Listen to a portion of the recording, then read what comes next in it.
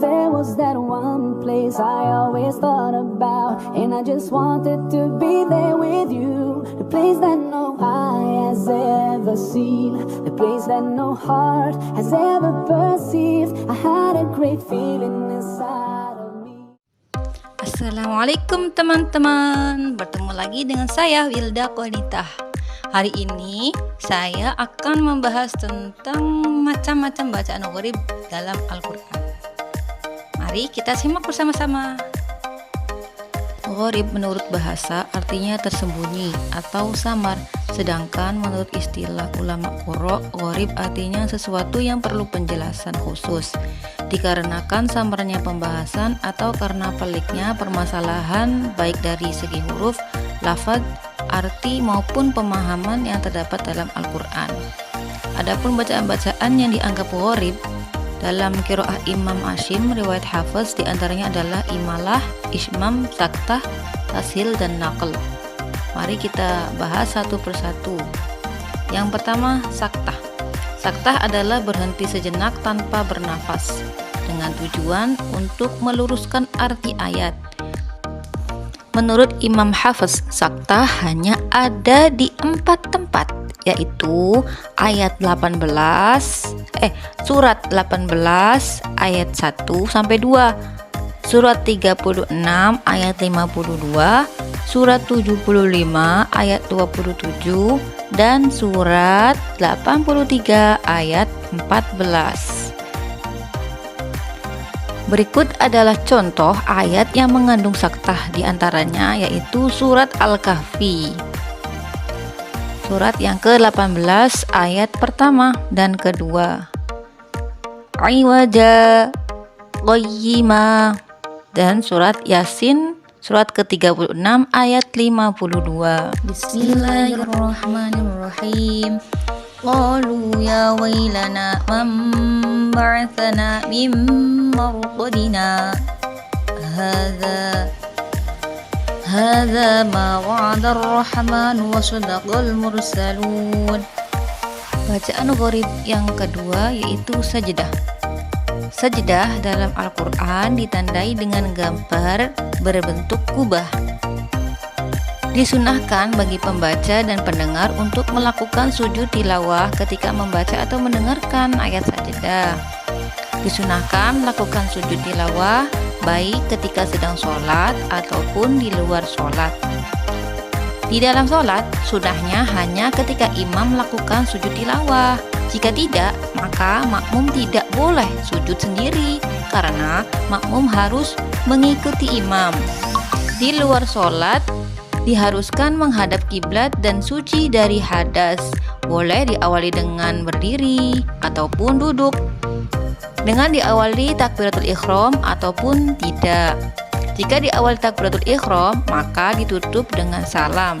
Jika tanpa takbiratul ihram, maka tidak perlu salam. Ayat sajdah dalam mushaf Al-Quran dapat diketahui dengan mudah dengan melihat tanda ayat sajdah. Setiap cetakan mushaf memiliki penanda sendiri-sendiri.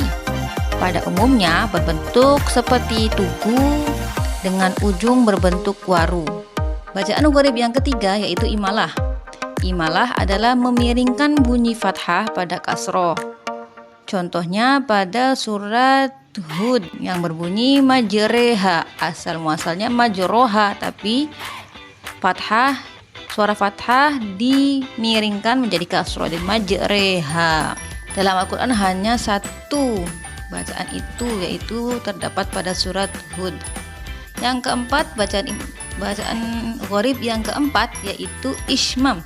Ismam adalah mencucu, memonyongkan bibir di tengah-tengah bacaan dengung sebagai isyarat bunyi doma.